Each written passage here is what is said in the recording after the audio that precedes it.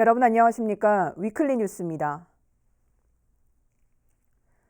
중국 우한에서 귀국해 아산과 진천에 머물던 교민들이 지난 주말 2차에 걸쳐 모두 퇴소했습니다.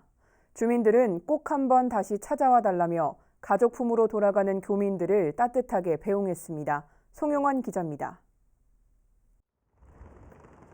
2주간의 격리 생활을 마친 우한 지역 우리 교민들이 마스크를 쓴 채 양손 가득 짐을 들고 버스에 오릅니다. 전날에 이어 두 번째 퇴소 행렬입니다. 마침내 교민들을 태운 버스가 정문 방역시설을 통과하고 주민들과 정부 관계자 등이 현수막과 피켓, 손인사로 교민들을 따뜻하게 배웅합니다. 아무 탈 없이 돌아가셔서 반갑고요. 저희 가족 같아서 좋은 마음에 건강하시게 가셔서 다음에 아산을 꼭 한번 찾아주셨으면 좋겠다고 그런 마음으로 저희 주민들 다 그래서 나와서 다 춘데도 눈이 와서 흔들고 그랬습니다.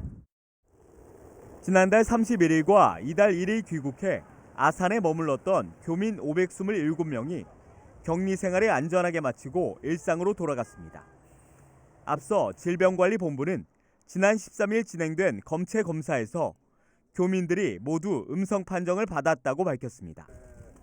이틀 내내 퇴소식을 찾은 진영 행정안전부 장관은 지역 주민들을 만나 감사 인사를 전했습니다. 양승조 충남지사도 주민들이 보여준 따뜻한 마음은 아산과 충남의 자긍심을 높였다며 존경을 표했습니다.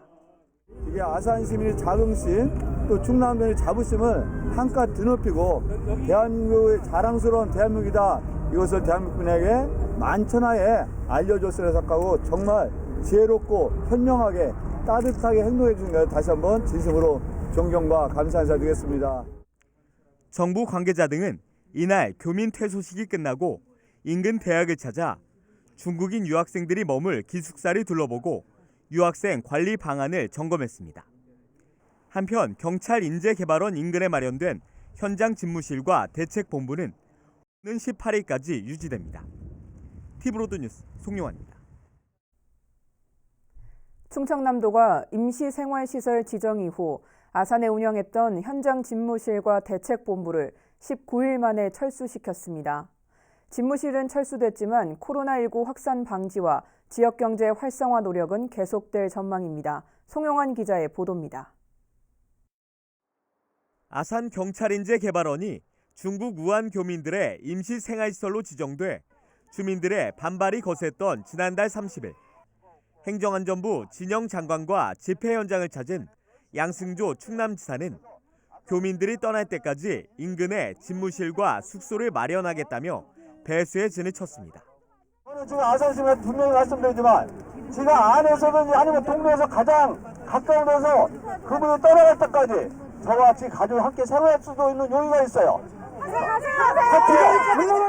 마침내 지난 15일과 16일 교민 527명이 이틀에 걸쳐 모두 퇴소했습니다. 현장 집무실 철수를 앞둔 양승조 지사가 기자회견을 열고 지난 19일간의 소회와 후속 조치 계획을 발표했습니다. 양 지사는 충남에서 현장 집무실을 차린 건 전시 상황을 제외하곤 처음 있는 일이라며 정치인 양승조를 떠나 자신의 인생에 있어서도 기억에 남을 것이라고 말했습니다. 그런 과정에서 주민 대표들 만나고 또 우리 나름대로 성나고 이의를 제기하시는 아산 시민과 대화하고 소통하는 과정에서 또 이해해 주시는 성숙한 모습은 또 평생 잊지 못할 것이다 라는 말씀을 드리겠습니다. 양 지사가 머무르는 동안 아산 집무실과 대책본부에는 7,400여 명이 찾은 것으로 집계됐습니다. 이제 남은 과제는 더 이상의 감염증 확산을 방지하고 침체된 지역 경제를 살리는 것. 우선 다음 달 개강을 앞두고 있는 중국인 유학생과 중국인 근로자들에 대한 관리에 만전을 기하겠다고 밝혔습니다.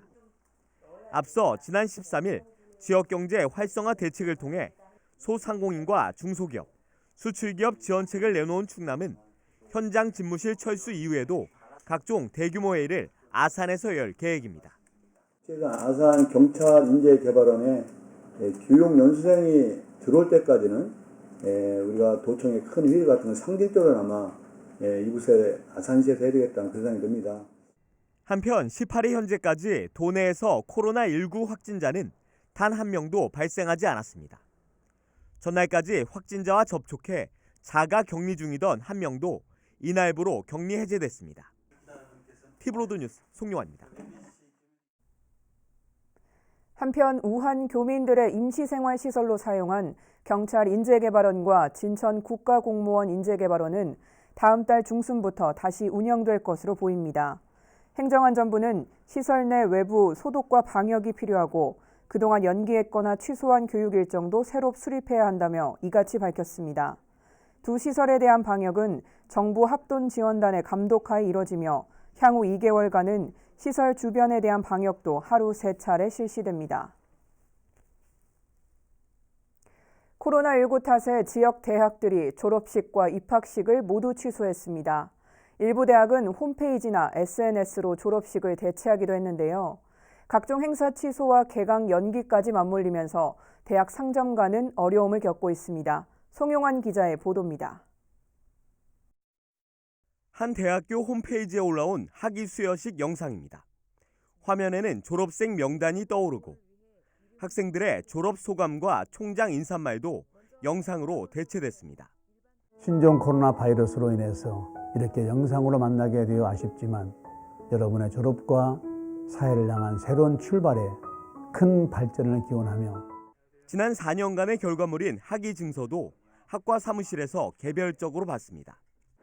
전염병 확산을 막는다는 차원에서는 어쩔 수 없는 선택이라고 생각하는데요. 그래도 이제 한 번뿐인 졸업식인데 친구들이나 이제 가족들과 좋은 추억을 남기지 못했다는 점에서는 아쉬운 것 같습니다. 코로나19의 여파로 지역 대학들이 일제히 졸업식과 입학식을 취소했습니다. 대목을 맞았어야 할 대학 상점가는 직격탄을 맞았습니다. 이런 가운데 대부분의 대학이 개강을 연기하면서 상인들은 이중고를 겪고 있습니다. 자취방을 구하러 다니는 학생들로 북적거릴 때지만 올해는 점심시간에도 학생들 찾아보기가 어렵습니다.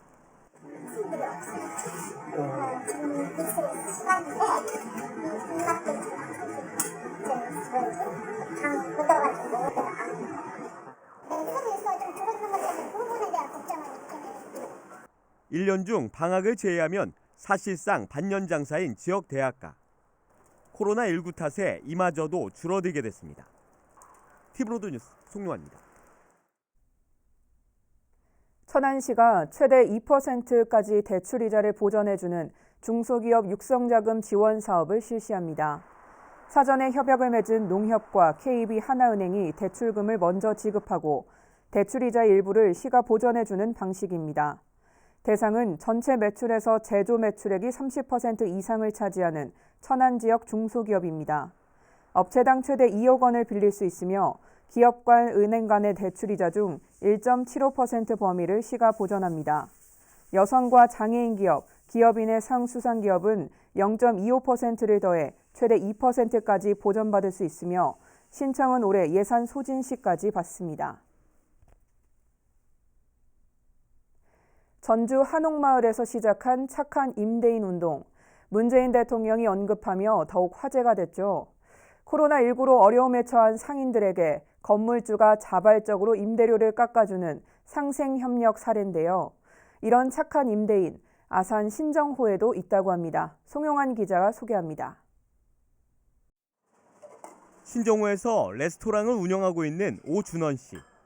오 씨의 식당은 우한 교민들의 임시생활시설이었던 경찰 인재개발원과 불과 1-2km밖에 떨어져 있지 않습니다. 이 때문인지 설 명절 이후 손님과 매출이 절반 이하로 떨어졌습니다.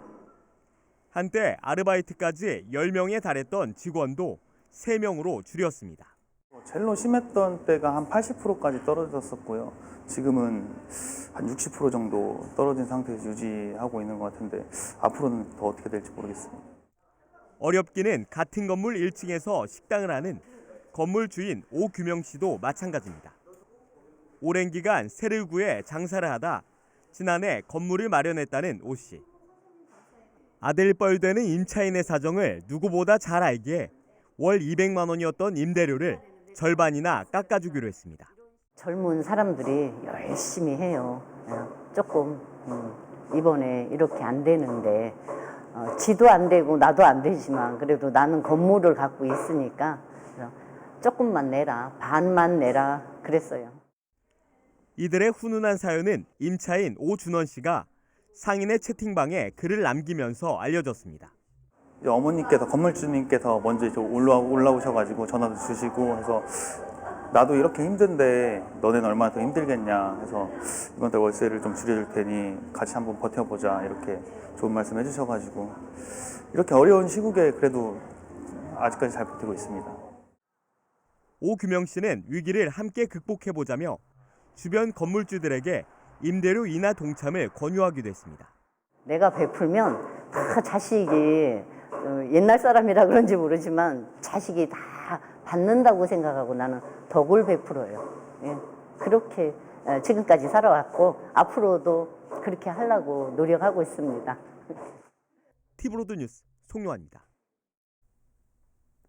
천안 일봉산 개발에 반대하는 시민사회단체의 주민투표 요구, 지난해 천안시가 거부했죠. 그런데 시민단체의 요구가 정당하다는 취지에 충청남도 행정심판 결과가 나왔습니다. 일봉산 민간 특례 사업이 새 국면을 맞을지 주목됩니다. 송용환 기자의 보도입니다. 일봉산 민간 특례 사업에 반대하는 시민 대책위는 지난해 12월 5일 천안시에 주민투표 청구인 대표자 증명서 교부를 신청했습니다. 주민투표 청구를 위해선 주민 20분의 1 이상의 서명이 필요한데 이 서명운동에는 청구인 대표자 증명서 교부가 필수이기 때문입니다. 그러나 천안시는 시의회에서 이미 주민투표가 부결된 점과 협약을 통해 사업이 추진 중이라는 이유로 교부를 거부했습니다. 천안시의 불교부 처분에 대책위는 불복했고 같은 달 24일 충청남도 행정심판위원회에 행정심판을 청구했습니다. 결과는 시민단체의 승소. 시민단체의 청구인 대표자 증명서 교부 신청은 정당하다는 판단입니다. 그로 인해서 불필요한 행정적인 또는 지역사회 갈등 비용 등을 사실은 유발한 부분에 대해서 책임을 지고 저는 시민들께 사죄해야 된다라고 생각을 합니다. 천안시는 도행정심판위원회로부터 재결서가 도착하는 대로 청구인 대표자 증명서를 교부할 예정입니다. 하지만 청구인 대표자 증명서를 교부받더라도 곧바로 주민 서명을 받을 수 있는 건 아닙니다. 현행법상 선거 60일 전에는 주민투표 시행을 위한 서명운동이 금지되기 때문입니다. 시민단체는 이에 따라 서명운동의 준비 절차로 서명 위임자 모집에 주력할 계획입니다. 그 청구인단이라고 할 수 있겠죠. 20분의 1에 해당되는 청구인을 모집하기 위한 그 서명 위임자를 지정하게 되어져 있습니다. 그래서 저희들이 이제 최대한 많이 서명 위임자를 저희들이 모집해서 제안을 하게 될 거고요.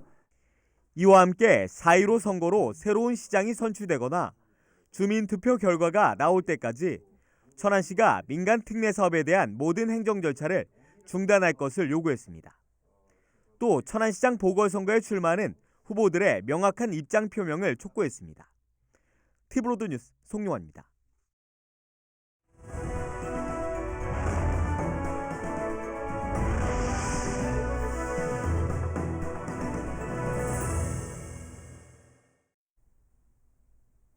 얼마 전 세종시가 주민들과 사전 협의 없이 로컬푸드 직매장 3호점 입지 변경을 추진해 강한 반발을 산 바 있는데요. 이를 계기로 현재 추진 중인 여러 도시 인프라 시설에 대한 입지 결정에 이목이 집중되는 모양새입니다. 어떤 시설들이 있는지, 현재 어떤 상황인지 김우순 기자가 정리해봤습니다. 먼저 지난해 정부 공모사업으로 선정된 반다비 빙상장 건립 위치가 논란의 대상입니다.